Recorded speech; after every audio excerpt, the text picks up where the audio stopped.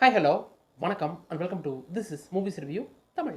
இந்த மூவி ரிவ்யூவில் சூர்யா நடிப்பில் வெளிவந்திருக்க கங்குவா இந்த மூவியோட ரிவ்யூ பற்றி தான் பார்க்க போகிறோம். ஸோ இந்த படத்தோட ஒன்லைன் ஸ்டோரி என்னன்னு கேட்டிங்கன்னா, படத்தோட ஹீரோவான சூர்யா பார்த்தீங்கன்னா பவுண்டி ஹண்டராக இருக்கார். இந்த பவுண்டி ஹண்டர்னா என்னென்னா, போலீஸ்னாலேயே பிடிக்க முடியாத கிரிமினலாக இந்த பவுண்டி ஹண்டர்ஸை வச்சு பிடிச்சிட்டு வர சொல்லுவாங்க.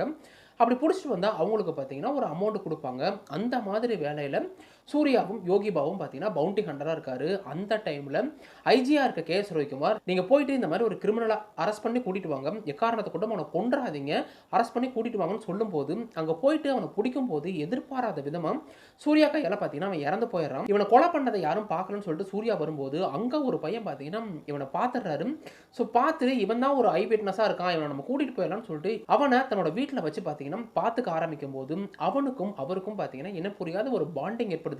இந்த டைமில் ரஷ்யாவில் இருக்க ஒரு கும்பல் அந்த பையனை தேடி வந்து அந்த பையனையும் ஒரு கட்டத்தில் தூக்கிட்டு போக, இதுக்கப்புறம் இந்த கதையில் நடந்த சுவாரஸ்யங்கள் என்ன, அந்த பையனை தேடி வந்த அந்த ரஷ்ய கும்பல் யாரு, அவங்களுக்கும் சூர்யாவுக்கும் என்னென்ன மாதிரியான பிரச்சனைகள் வந்துச்சு, இதையெல்லாம் மீறி அந்த பையனை அவர் காப்பாற்றினாரா இல்லையான்றதான் இந்த படத்தோட மொத்த கதையே. இந்த படம் பார்த்தீங்கன்னா மிகப்பெரிய எக்ஸ்பெக்டேஷனில் ரிலீஸ் ஆன படம். சூர்யா பார்த்தீங்கன்னா நிறைய யூடியூப் சேனல்லாம் போயிட்டு இன்டர்வியூ கொடுத்துட்டு இருந்தாரு. ஸோ இது பேன் இண்டியா படம் அப்படின்றப்ப ஏகப்பட்ட ப்ரமோஷன் பண்ணாங்க. ஸோ இந்த படத்தை பார்க்கும்போது ஒரு ஹை எக்ஸ்பெக்டேஷனில் தான் பார்த்தேன். என்னை கேட்டிங்கன்னா இவங்க ப்ரமோஷன் பண்ணதே இவங்களுக்கு ஒரு வினையாக முடிஞ்சிருச்சோ அப்படின்ற ஒரு ஃபீல் தான் வந்துச்சு. படத்தை பார்க்கும்போது லிட்ரலி சொல்கிறேன், ரொம்பவே மண்டை காஞ்சி போச்சு. படத்தோட ஸ்டோரின்னு சொல்லிட்டு எதை சொல்கிறதுனே தெரில. படத்தோட ஸ்டார்டிங்லேயே பார்த்தீங்கன்னா பவுண்டி ஹண்டர் சூர்யா இருப்பார். அவர்கிட்ட அந்த பையன் வருவான். அந்த பையன் யாருன்றதுக்கு உண்டான டெஃபினேஷன் இருக்காது. அவனுக்கு ஏன் ரஷ்யாவில் வச்சு ட்ரீட்மெண்ட் கொடுத்தாங்கன்ற அந்த ஒரு கேள்விக்கும் பதில் இருக்காது.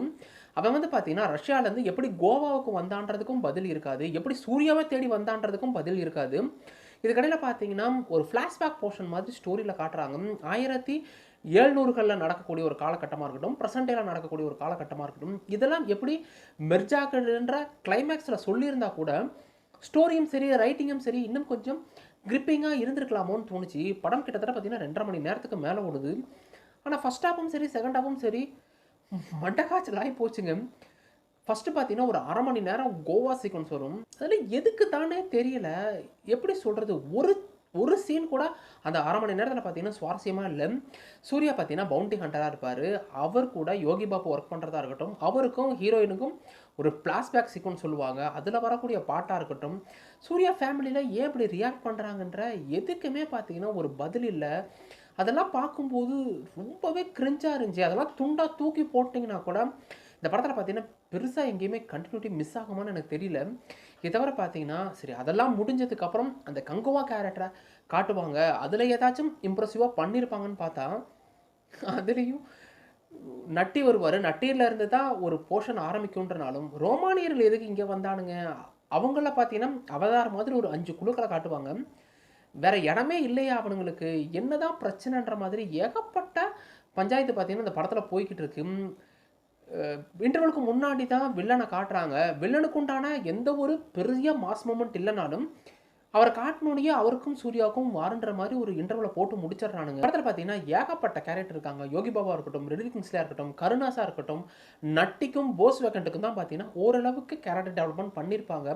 மற்றபடி பார்த்தீங்கன்னா எல்லா ஆக்டரும் 2 சீன் 3 சீன்ட்டு வரனால யாருக்குமே பார்த்தீங்கன்னா ஸ்கோப்பும் இல்லை, அந்தளவுக்கு கேரக்டர் டெப்த்தும் இல்லை. ஹீரோயினாக பார்த்தீங்கன்னா மொத்தமாக ஒரு 4 சீக்வன்ஸ் தான் வருவாங்க. இதை தவிர பாபி அவர் தான் வில்லனாக பண்ணியிருப்பார்.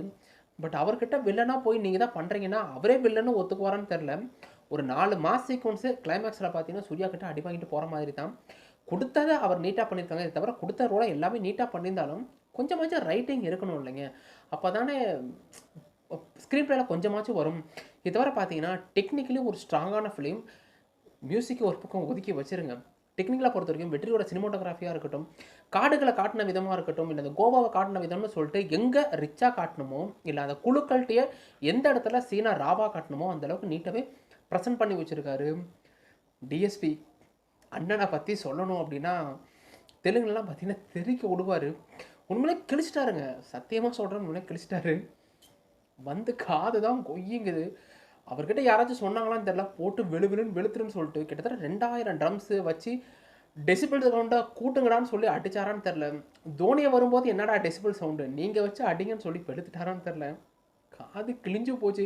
தியேட்டர்லலாம் பார்த்தீங்கன்னா, ஐயோ! சவுண்ட குறையா, பேசுறதே கேட்க மாட்டேதுன்னு சொன்னாலும், இருக்கிறத தானங்க அவனும் போடுவான். அந்த அளவுக்கு பார்த்தீங்கன்னா, அண்ணன் டிஎஸ்பி தரமான ஒரு செய்கைய பண்ணி விட்டாரு. இந்த படத்த மொத்தமா ஷோல்டர்ல தூக்கிட்டு போறது யாருன்னு கேட்டீங்கன்னா, சூர்யா தான். அந்த காட்டுக்குள்ள கிளைமேக்ஸுக்கு முன்னாடி ஒரு ஃபைட் சீக்வென்ஸ் வரும். அதுவா இருக்கட்டும், இல்ல கோவா சீக்வென்ஸ்ன்னு சொல்லிட்டு மொத்த படத்தையுமே அவர் தான் முழுக்க முழுக்க பாலயகாரு படம் மாதிரி முழுக்க முழுக்க அவர் தான் சீன்ல இருக்காரு. பட் அவருமே பார்த்தீங்கன்னா, கொடுத்தது என்னமோ நீட்டா பண்ணியிருக்காரு. எனக்கு இந்த படத்தோட புடிச்ச விஷயம் என்னன்னு கேட்டீங்கன்னா, ஒரு பனிப்படத்த காட்டுக்குள்ள லேடீஸ வச்சு ஒரு ஃபைட் சீக்வென்ஸ் வரும். அது பார்த்தீங்கன்னா, தரமாவே பண்ணியிருந்தாங்க. மத்தபடி பார்த்தீங்கன்னா, பெருசா ஒர்க் அவுட் ஆகல. படம் பார்த்தீங்கன்னா, ரொம்பவே ஆவரேஜா இருக்குங்க. ஸோ வாய்ப்பு கிடைச்சா ஒன் டைம் பாருங்க. வேற என்னத்த சொல்றது? மொத்தத்துல இந்த கங்குவா எப்படி இருக்குன்னு கேட்டீங்கன்னா, ஒரு கான்செப்ட் படி பார்க்கும்போது இந்த கதைக்களமே பார்த்தீங்கன்னா, கொஞ்சம் புதுசா இருந்தாலும், ஸ்டோரியும் சரி, ஸ்க்ரீன் பிளேயும் சரி, அதுக்கு உண்டான ரைட்டிங்கும் சரி, இன்னும் கொஞ்சம் ப்ராப்பரா இருந்திருக்கலாமோன்னு தோணுச்சு. படம் பார்த்தீங்கன்னா, கிட்டத்தட்ட 2 1/2 மணி நேரம் ஓடுது. அதுலலாம் ஃபர்ஸ்ட் வரக்கூடிய அந்த கோவா சீக்வென்ஸ் 30 நிமிஷத்தெல்லாம் அது எதுக்கு தானே தெரியல. இத தவிர சரி அத முடிச்சுட்டு கங்குவாக்குள்ளயாச்சும் அந்த ஸ்க்ரீன் பிளே உள்ள போவாங்கன்னு பார்த்தா, அதுவும் படுத்தது தான். எந்திரிக்கவே இல்ல. என்ன கேட்டீங்கன்னா, ரொம்பவே லேசி ரைட்டிங்க. இன்னும் கொஞ்சம் ப்ராப்பரா இருந்திருக்கலாம். படத்துல பார்த்தீங்கன்னா, ஏகப்பட்ட கேரக்டர் இருக்கு. பட் சூர்யாவ தவிர பெருசா யாருக்குமே ஸ்கோப் இல்ல. நட்டியா இருக்கட்டும், போஸ் வெங்கட்டா இருக்கட்டும், அவங்க கேரக்டரைசேஷன் பெருசா இருந்தாலும், ஹீரோயின்லாம் எதுக்கு தான் வராங்கன்னு தெரியல. வில்லன் கிட்ட போய் நீங்க தான் வில்லன்னு சொன்னா அவர் ஒத்துக்குவாருன்னு தெரியல.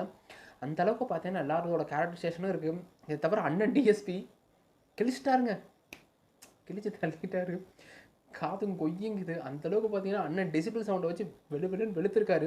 ஸோ ஓவரால் பேக்கேஜா பார்க்கும்போது எனக்கு பார்த்தீங்கன்னா, ரொம்பவே பிலோ ஆவரேஜா தான் இருக்கு. ஸோ வாய்ப்பு கிடைச்சா ஒன் டைம் பாருங்க.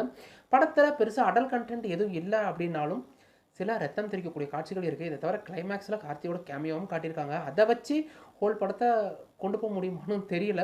செகண்ட் பார்ட்டுக்கும் லீட் குடுத்துருக்காங்க. பார்க்கலாம் அந்த படமும் எப்படி இருக்குன்னு சொல்லிட்டு. ஸோ வாய்ப்பு கிடைச்சா ஒன் டைம் பாருங்க. நீங்க குடுக்கக்கூடிய அந்த 2 1/2 மணி நேரத்துக்கு உங்கள என்டர்டெயின்மென்ட் பண்ணா பெரிய விஷயம். இந்த வீடியோ பிடிச்சிருந்தா வீடியோக்கு லைக் குடுத்துருங்க. அப்புறம் சப்ஸ்கிரைப் பட்டன் அழுத்தி பக்கத்துல அந்த பெல் ஐகானை கிளிக் பண்ணீங்க. இன்னொரு வீடியோ உங்கள பார்க்குறேன். அது வரைக்கும் என்ன கீப் வாட்சிங், keep supporting, subscribe to movies review Tamil.